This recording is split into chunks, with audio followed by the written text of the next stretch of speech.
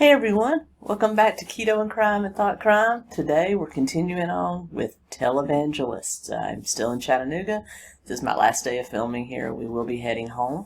And so next time, coming to you from our normal set with our curio cabinet and everything. In the meantime, got some hopefully nice hotel art behind you, and that is not a large rodent back there. That is my poodle Teddy. So he says hello. Anyway, so let's dive into this. Last time we covered where the whole televangelist prosperity gospel came from, and today we're and then got through several of the televangelists, from Oral Roberts to Pat Robertson to Kenneth Copeland and Jesse Duplantis. And now we're going to get into probably some that are more well-known. Of the ones that we covered last week, I think probably Pat Robertson was the most well-known. But today we're going to dive into some that are up to here in controversy. So let's dive in with number one. Oh, and a great shout out to my patrons, my channel members. Thank you so much. You can join them by the links down below. If you want to subscribe, please do. I hope this is the day I earn my subscription. Also, it's pretty cloudy here, so I don't have the natural light that I normally have. So I'm making the best of it. I think I'm probably an odd color, but I'm making the best of it. So thank you so much. And I hope if you haven't subscribed, today's the day I earn your subscription. And with that being said, without a whole lot of talk, let's jump into John Hagee. Birds propel, eagles don't propel. We said, oh God, oh God, oh God, oh God, oh God, oh God, oh God, oh God, oh God, oh God. The Old Testament, and in the Living Bible it says that white hair is the crowning glory and is seen most amongst the godly.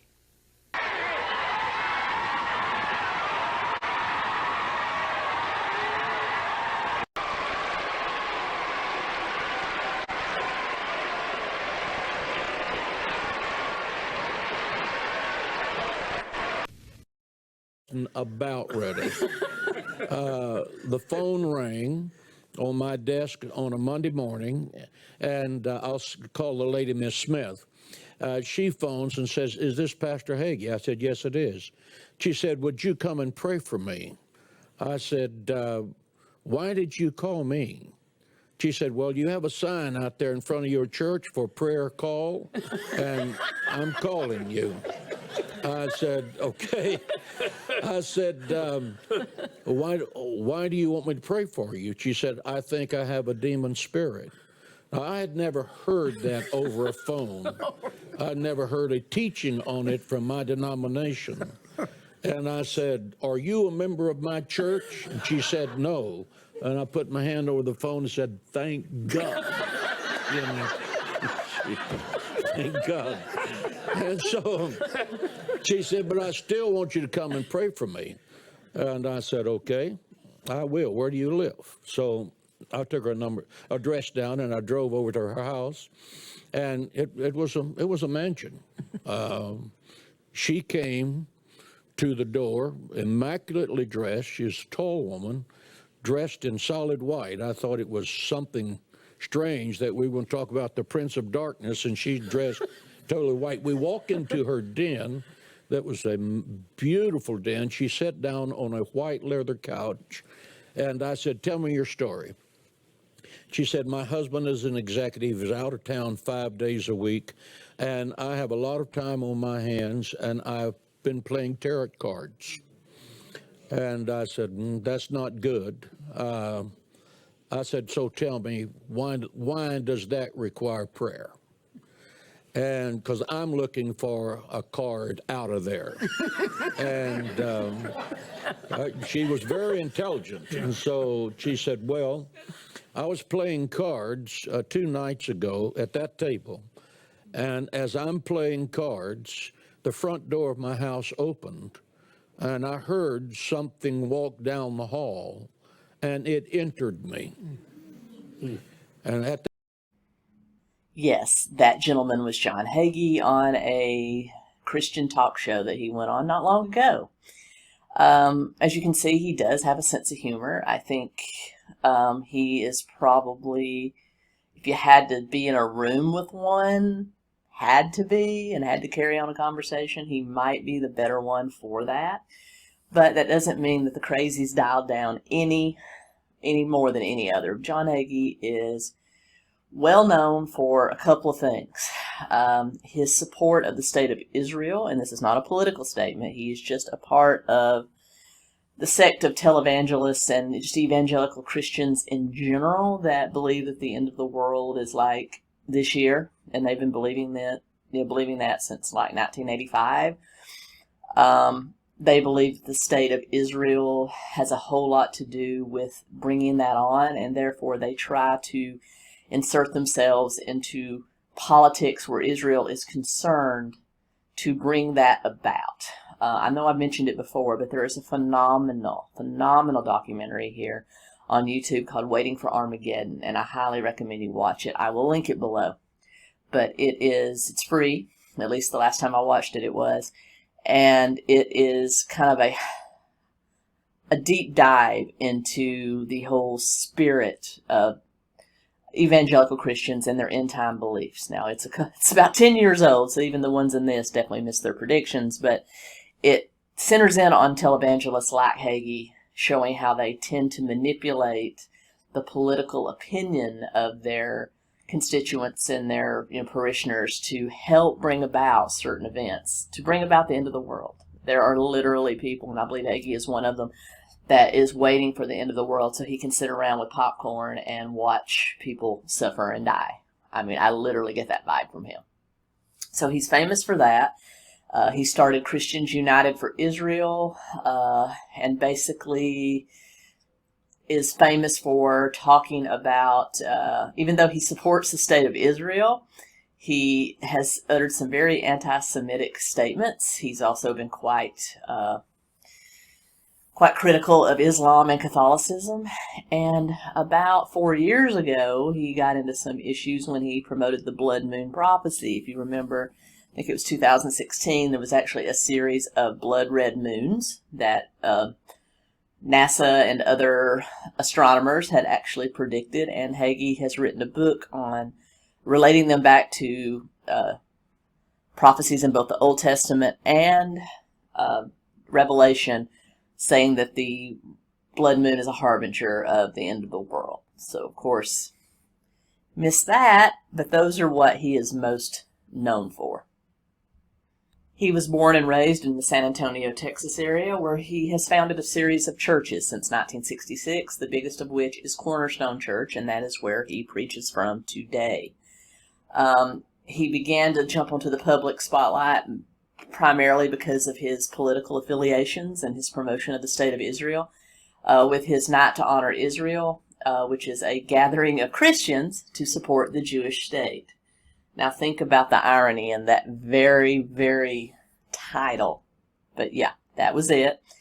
And he has continued that cross, only upping the ante. He believes in what is known as Christian Zionism, which is a belief that a lot of Christians hold, that say that the return of the Jewish people to the state of Israel in 1948 have important biblical prophecies and important implications for the fulfillment of Christian end-time prophecies. So think of these Christian Zionists, at least these particular ones, as using the Jewish people for the promotion of their own self-interests, because that's how they look at it. In fact, you would probably think that Hagee is a huge proponent of Jewish and Christian unity. No. He's only for the state of Israel as far as it can further the Christian doctrine, not the Jewish doctrine. He is all for converting the Jews to Christianity before it is too late, and has also had ties to what is known as Messianic Jews, which are people that are culturally Jewish, but yet they believe in Jesus as the Messiah. It's a whole thing I don't understand. Maybe I'll do a deep dive on that. If you guys and girls are interested, let me know down below. But his beliefs have garnered him some hate. He has to walk around with bodyguards and protective vests. He basically has gotten himself into a bit of trouble, a bit of international drama for some of his statements, which we're going to look at right now. He believes that homosexual behavior and abortion is the cause of so many natural disasters. He literally blamed gay sex for Hurricane Katrina. And I got to tell you, if gay men and lesbians had that kind of power over the weather, there wouldn't be much more going on than perhaps glitter storms and lesbians with Home Depot cards standing by for home improvements. That's the kind of power. That's how we would wield power, in my opinion, at least the gay people, the fellow gay people that I know. So I don't think that gay sex is causing natural disasters, but he believes it is. He also believes that abortion is the bane of our existence. And hey, I'm kind of divided on abortion. I believe in a woman's right to choose, but I also don't think I could ever have one.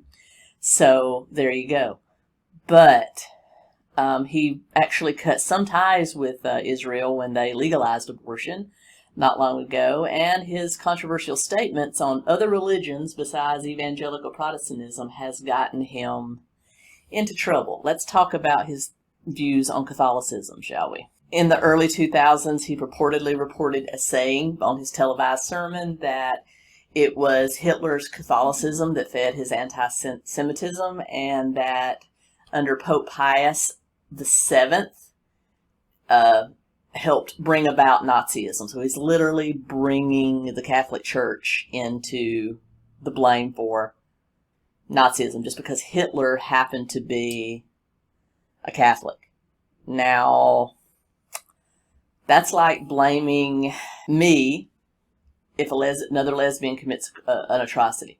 Just because we're kind of from the same cloth doesn't mean we are the same. But he did issue an apology to all of the Catholic Church on May 12, 2008, and it was accepted by the Vatican. So he did make amends for that. So, for all his love of Israel, his next very racist statements are about the Jews. He is reportedly saying that Adolf Hitler was born from a lineage, and this is his words, not mine, accursed, genocidally murderous half-breed Jews, alluding that Hitler was half Jewish. So I don't know the lineage of that man, and I'm sure I'm going to get demonetized by Susan for even saying his name. But I don't know. I would have to research that, but that basically Hitler was a self-loather. You just blamed it on his Catholicism, and now you blaming it on him being half Jew. And he also reportedly said that the Antichrist would be a Jewish homosexual, probably half Jewish, resembling Adolf Hitler. Well, there you go. Just look out for somebody that looks like Moe from the Three Stooges that also happens to be wearing glitter and dancing in the gay pride parade, and there's your Antichrist. Sure, John. Sure.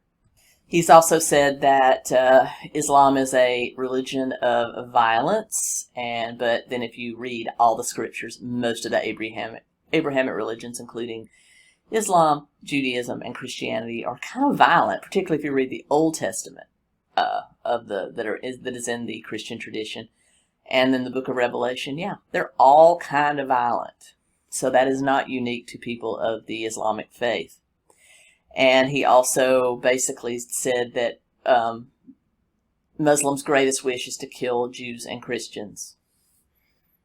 I mean, the Crusades were a thing. So I think it's probably a little bit of all. I say that most religious people that follow every word of their holy book, every word, have some violent tendencies towards people of other religions, except with the exception of maybe Buddhists. But there is a tendency there to be quite tribal. So I don't think that's unique to Islam. I've always said that Islam, as it's practiced in the Middle East, has not yet been through the same renaissance that Christianity and Judaism have. And they will get there. And you will have, whereas the majority of practicing Jewish and Christians today are what I call culturally, they don't really practice every word of their religious books. If not, they'd be a bunch of hate mongers too. So eventually it will turn where the majority of people practicing Islam are practicing westernized, more moderate Islam, and I think a lot of the issues will go away. What you have is a problem with radicals that kind of consumes the headlines. And I say that for anything. Anytime you find a violent act in the name of anything, it can always be tied to some radical. So I think we have to stop looking in black and white. We have to look in kind of gray to see the truth there. Anyway, I'm getting off my soapbox now. Sorry. And then, of course, in 2013, 2014, he wrote his book along with co-author Mark Biltz on the blood moon prophecy, which he said that the triad of blood moons that started to appear between 2014 and 2015 would bring in the end of the world by September 28, 2015. Funny how he got that book out in time to sell it, though. That's funny. Give me your money before the world ends. Got that wrong, John. And that is John Hagee. Yeah, he's a barrel of laughs. But like I said, I think based on the videos that I've seen of him when he's not performing, I think he would be one of the few that you could actually might have a decent conversation with in private. And with that, we're going to jump ahead into another real dandy, Robert Jeffress. Another Texan, and have you noticed that a lot of these ministers are from Texas and Oklahoma? Oral Roberts was Oklahoma, Ken Copeland is Texas, John Hagee is Texas, Robert Jeffress is Texas. Have you just noticed that Texas and Oklahoma tend to have more than their average amount of these? So I'm just saying, something in the water over there. But Robert James Jeffress Jr., born November 29, 1955. He's a Southern Baptist minister, author, speaker. He is pastor of the 14,000-member First Baptist Church in Dallas, Texas, and is a Fox News contributor. He basically has two shows. He has Pathway to Victory, which is broadcast as both a television and radio broadcast weekly. He also writes and blogs and has a hugely successful YouTube channel. So he was born to his father, Robert Jeffress Sr., and his mother, Amy.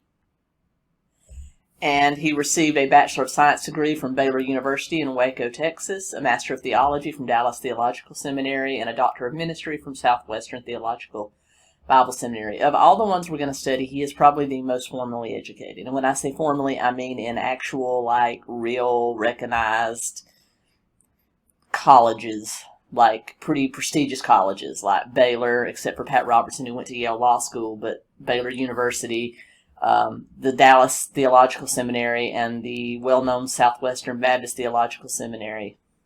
So he's going to be probably the most educated because he has literally 2 doctorates, one from Southwestern and one from Dallas Baptist University, which was a kind of a honorary degree.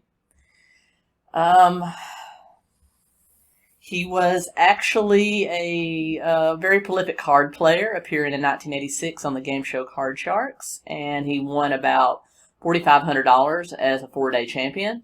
You can still find those episodes on YouTube if you're so inclined, so kind of a bit of a gambler.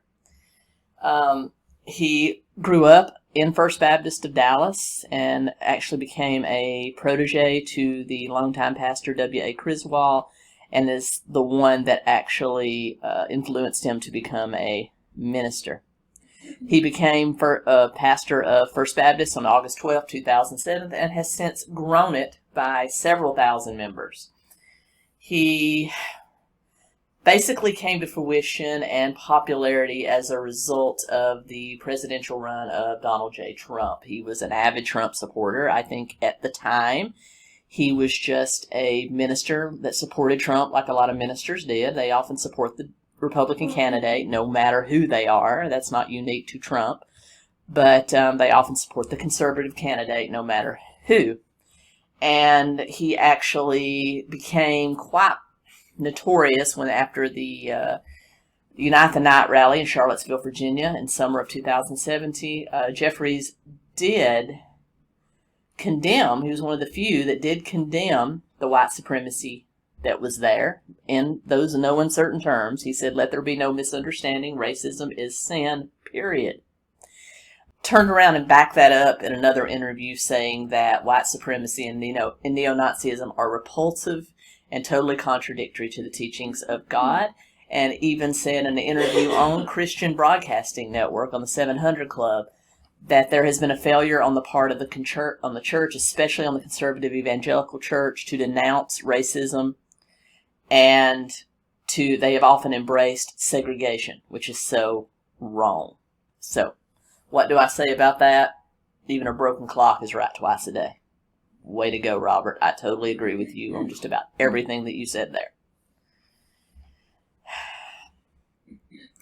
In the summer of 2017, in the face of the DACA, the Dreamers Act controversy, he said of Donald Trump that the president is one of the most compassionate people I've ever been around, and is torn under his compassion for these people that came here under asylum and wanting to seek, and his want to build a stronger America for the natural-born citizen. I'm not taking an opinion on that. I'm just telling you what he said about Donald Trump.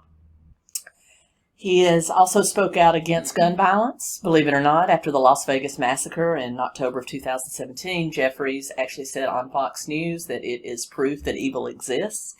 He also said the same thing about the Charleston church shooter, and that some sort of reform is warranted. So, dude's not all crazy. But then he's also come out to say that gay is not okay, citing Romans 1:27 as his source for that, as well as other scriptures saying that what homosexuals do is filthy, degrading, and all marriages are counterfeit. He also came out and spoke against other religions, saying they all reject the prophetic nature of Christ and therefore aren't true religions. I think the people that practice those religions would probably, disagree, but here is a video of Mr. Jeffress speaking on homosexuality, if you're interested.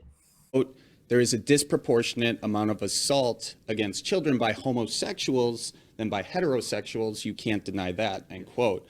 But the American Psychological Association kind of denies that. Yeah. So, I mean, where did you get that information from? Well, the fact is, there are 20 to 40% of all child molestations occur among people that are homosexual or bisexual.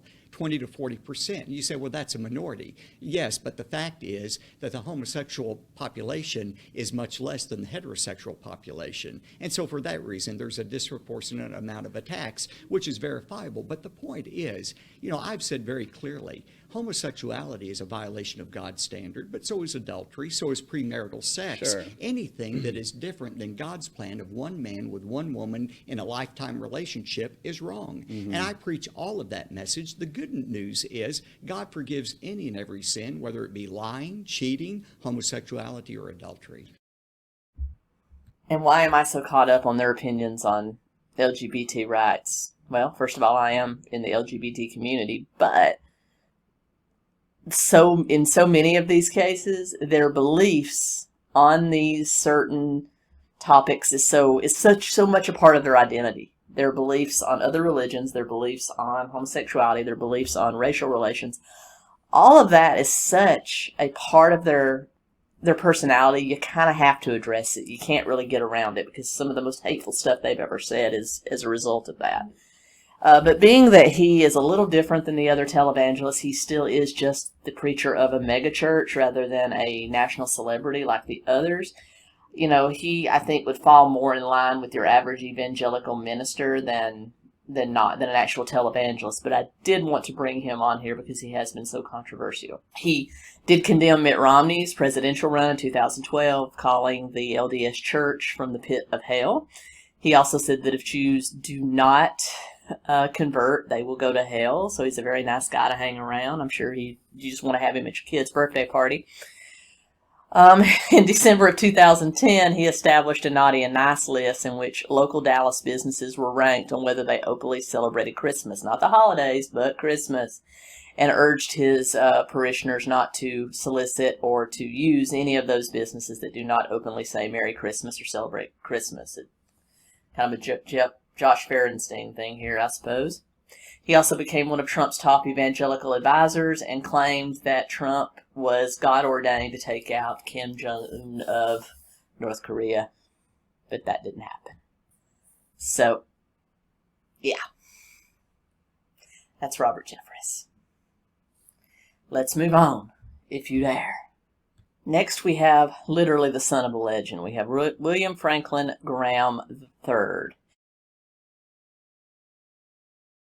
He is the son of famous evangelist Billy Graham, who I think of all televangelists in all the world was probably the most honest and the most noble in what he did, even though I don't agree with him. But this is his son. He was born July 14th, 1952. He grew up under the tutelage of his father as both a minister and a missionary. He still does carries on as his father's steads of doing the crusade type tours in which they go to stadiums and auditoriums and do the old-fashioned tent revival thing. It's more of a non-denominational thing, and there's less Pentecostalism at Graham Crusades than you will find in other televangelists. But yeah, the major controversy around Billy Graham is just Billy Graham Jr., Billy Graham III, is just the amount of money that his organization brings in and how much actually gets turned out to help the people it's supposedly set to help. He's president and CEO of Billy Graham Evangelical Association and the Samaritan's Purse, which is an international Christian relief organization. He was ordained in 1982 and is from originally Asheville, North Carolina, son of Billy and Ruth Graham. He attended La Tornillo College in Longview, Texas, but was expelled in 1972 for keeping a female classmate out past curfew. So, wild Billy. In 1974, he did graduate from Montreat College with an associate in science, and in 1978 with a BA from Appalachian State University, though it really doesn't say what he majored in. Started his preaching at Grace Community Church in Tempe, Arizona in 1982, and has since moved on to take on his father's legacy, his father's nonprofits, and to basically become the face of the Graham Evangelical Organization. But let's talk about the controversy surrounding him. With him, it's more about finances. So let's dive in. Samaritan's Purse, which is the international outreach to battle hunger and poverty around the world, mainly in children, had a 2010 federal tax return where they netted $414 million. And it was found that Graham was drawing a yearly salary of $622,000, which is the highest paid CEO of any nonprofit at that time. So we're talking like he was higher paid than, American Red Cross or any other nonprofit out there. As far as the Billy Graham Evangelical Association, it saw revenues of $112 million, and he was also drawing a high six-figure salary from it, along with Samaritan's Purse, as well as drawing his salary from his church. So Mr. Graham was very high paid. And because of the nonprofit status of all three of those organizations, Samaritan's Purse, the Evangelical Association, and the church, and Samaritan's Purse, the organizations paid absolutely zero federal income tax and probably zero state tax, that they're based in pretty conservatively states. Now, there's always a lot of controversy about ministers themselves. If they draw a salary from non-profit work, they are taxed on that. They don't get away with absolutely zero federal income tax. But because he worked for nonprofits and was a minister, he was able to, according to experts, skirt quite a few taxes. So yeah, and then there was other controversies where the amount of revenues brought in based on the amount of aid going out from all of these charities were minuscule compared to it. So always kind of a contradiction there about what the money's meant for versus what it's actually used for. Now, beyond the money, other things of the controversies he's well known for is predicting the end of the world in March 2011, which of course didn't happen, and then his stance on Barack Obama. He is probably one of the first to label Barack Obama as a Muslim, not a Christian, and actually, kind of perpetrated that whole rumor that went around that has never been proven. He led that whole thing. And then, of course, He's been an outspoken advocate of conversion therapy for LGBTQ members and called our whole existence an abomination. So I don't have a whole lot of love for Mr. Graham. Call it a personal thing if you'd like. But he did say that people that did conversion therapy were doing the Lord's work and it should be state mandated. He also led the North Carolina charge against same-sex marriage, actually being one of the ones that led to the establishment of, or wanting a constitutional amendment in the North Carolina Constitution to make homosexual marriage unconstitutional. And he also, of course, attacked Pete Buttigieg during the most recent presidential election, saying it was an abomination he was even running. So, way to make friends there. So, in 2015, he came out in favor of Russian President Vladimir Putin's gay propaganda law and has praised the very stringent controls of homosexuals that Russia has in place. He also tried to basically cancel Duke University for having a couple of Muslim speakers, and he basically has had several national tours canceled in Europe, Australia, New Zealand because of his very violent stance on LGBTQ plus folks. So that's his superpower. His superpower has been revealed, and that superpower is hate. So I have to think that his father, the Billy Graham, is probably spinning in his grave, because I'm sure Billy Graham didn't care for homosexuals himself, probably didn't care for other religions, probably didn't care for a lot of the same things that his son is, but to actually put that out there in the public, it just wouldn't be done in Billy Graham's time. So I would think that the original Reverend Graham is probably turning in his grave right now. I'm just saying. And on that tall hate burger, we're going to end part 2 of Televangelists. When I come back next week, we will tackle both the Falwells, we will tackle Joyce Meyer, and we will tackle some other crypto crazies, and we will, delve a little bit further in, finishing up our expose on televangelists. I get asked about televangelists all the time, so I decided I can't possibly give them all their own video, but I can give you kind of an abbreviated look at what they are and what they stand for. And they all have one thing in common. They like to use morality to bring in the money while preaching prosperity and then hating on people different than themselves. So that seems to be the running gamut here of all these televangelists. But anyway, be careful who you get your inspiration from, folks. And until next time, keep on crying.